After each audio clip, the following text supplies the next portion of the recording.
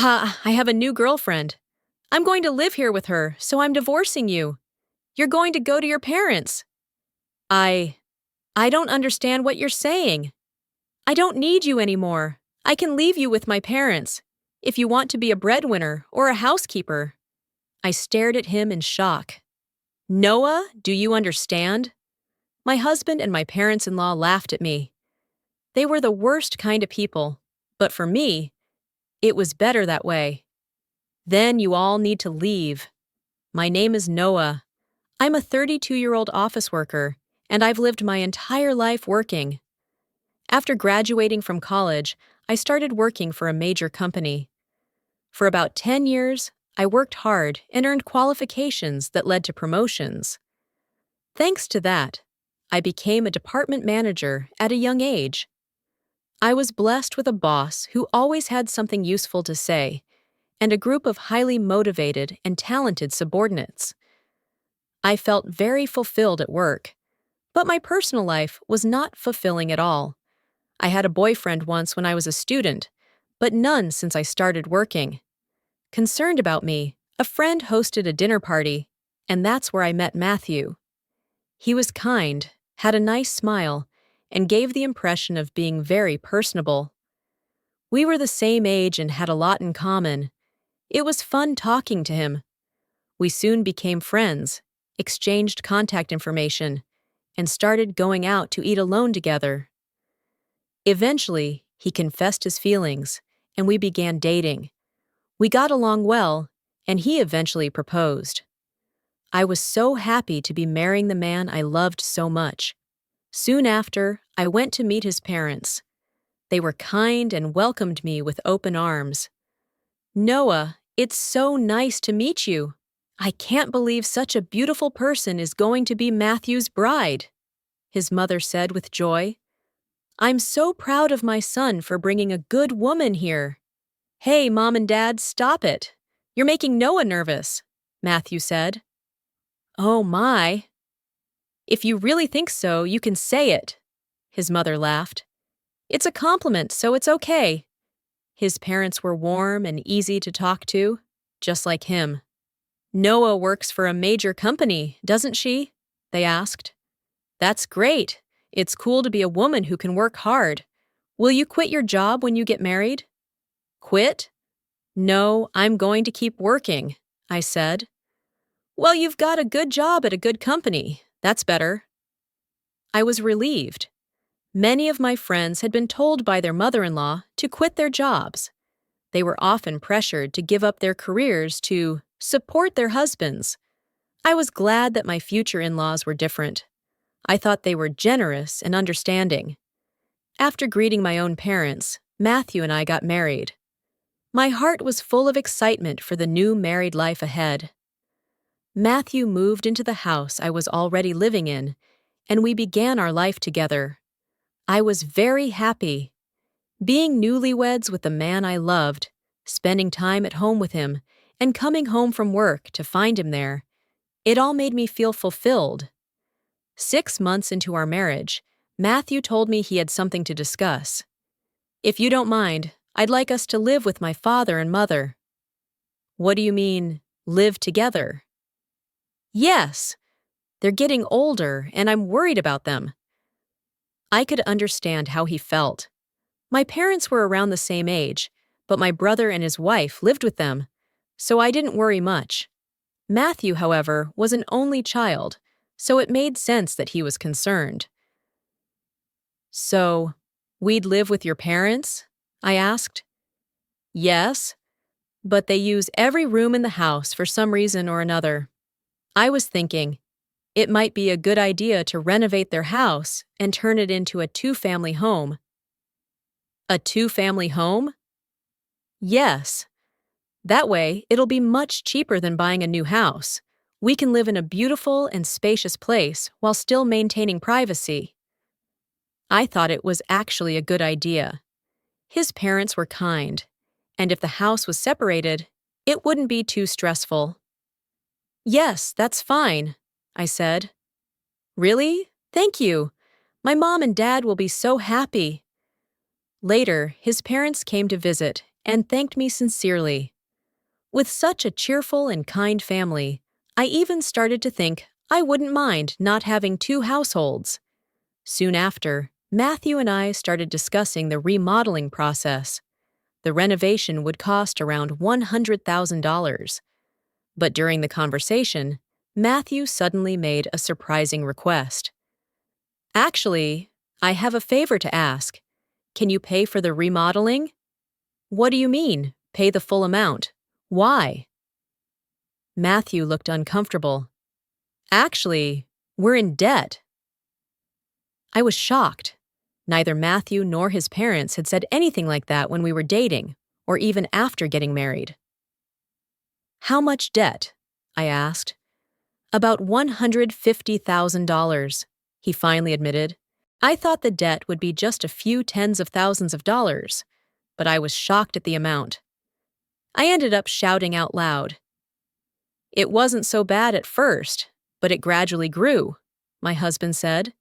Even if I tried to pay it back, I couldn't. My parents are already living on a pension. I can't help them as much as I'd like, and the debt just keeps getting bigger. I couldn't hide my surprise or upset at the sudden and shocking revelation. I had no idea that my in-laws were in such deep debt. Noah, my husband continued, I need a favor.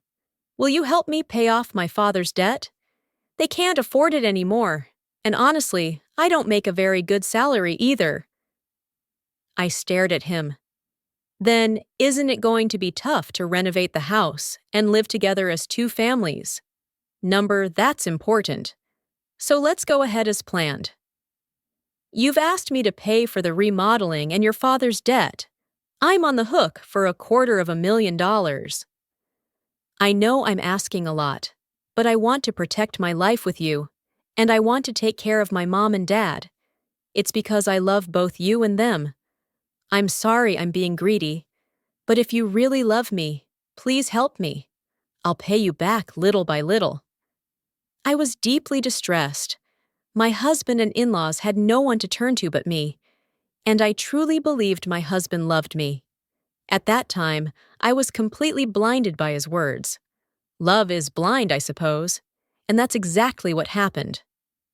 Okay, I'll pay for it, I agreed quietly. My husband beamed. Thank you so much. He shook my hand, sincerely thanking me. Later, he told his parents. They came to our home and apologized. My mother-in-law even cried tears of joy. I have to do my best from now on, I told myself. Although I had some savings, I was afraid to pay everything at once, so I decided to pay about $30,000 from my savings and handle the rest in installments. We sat down with my in-laws to discuss repayment. I explained the installment plan. They nodded and said I could manage it however I wanted. Why don't you transfer the money directly to the debt repayment account? My husband suggested. We're not very good at managing money, and I'd be a little afraid to handle a large sum. It was time-consuming to send money to my in-laws, only for them to transfer it again. And since it was a large amount, I didn't want to risk delays or mismanagement. So I agreed. Once everything was settled, my in-laws looked truly relieved. Now we don't have to be afraid of the monthly debt collectors. That's been so terrifying, my father-in-law said. Dad, Mom, you should thank Noah properly, Matthew added. I can't thank you enough, his mom said, tearing up. Thank you, Noah. I'm so glad you married into this family. I was happy to see them happy, but I felt a little uncomfortable. Deep down, I wondered if they were beginning to see me only as a money source. Still, I reminded myself that I wanted to take care of my beloved husband's family. With that in mind, I continued the payments. At the same time, we completed remodeling the house. Our two-family home was finished. We moved in together and began our new life in a beautiful, spacious home. My in-laws were thrilled, and my husband's eyes lit up at the modern kitchen and cozy layout. I, too, enjoyed cooking in the new system kitchen. It was closer to my office, and with less commute, I had more time to spare. I used it to study, rest, and enjoy small things again. But something began to bother me. My husband didn't help me pay off the debt at all. When I mentioned it before, he told me his salary wasn't enough. I asked him to show me his pay stubs, but he refused, so I still didn't know how much he actually earned. Still, I worked hard for a year, and by then I had repaid about $30,000. One day, my in-laws asked, "How much do you have left to repay?" "If I've paid $30,000 so far, I have about $90,000 remaining," I replied. They were astonished. "What? You've paid back that much? Noah, that's amazing!" "At this pace," I smiled, "I'll be done in about 3 years." They cried with joy, overwhelmed with gratitude. I thought to myself, if my husband's parents are this happy, then all the hard work is worth it. But a few days later, something unexpected happened. That day, I had told my husband I'd be late because of overtime. However, things at work wrapped up faster than expected, and we were dismissed early. Happy to go home and cook dinner, I hurried back. As I entered the house, I noticed my in-laws' shoes by the door. "Oh, my mother-in-law and father-in-law are here," I thought. I assumed they'd come for a visit. But when I walked toward the living room, I heard voices, laughing. "You were right to marry that woman, weren't you, Matthew?" his father said. "You did great." "I can't believe you got a woman with that much money," his mother added, chuckling. "When I heard she works for a big company, I was really cautious, but you seduced her perfectly." "You should be more grateful," my father-in-law said with a smug smile. "Oh my, you're one of the people who created that debt," I replied coldly. "What? But I'm the one with the least debt." "What are you talking about? How much did you spend on horse racing? Your gambling is terrible." "I got a jackpot once in a while. There were times when we were in the black." "How can you be in the black when you owe $150,000? But at this rate, we'll be able to get out of debt and get back on track. That's really great. And she even remodeled our house. I got a really good wife. Well, I'm going to throw her away after she pays off the debt." My husband and his parents laughed. I was so stunned I couldn't move from the front door for a while. After calming down, I made a loud noise closing the lock behind me and called out, "I'm home."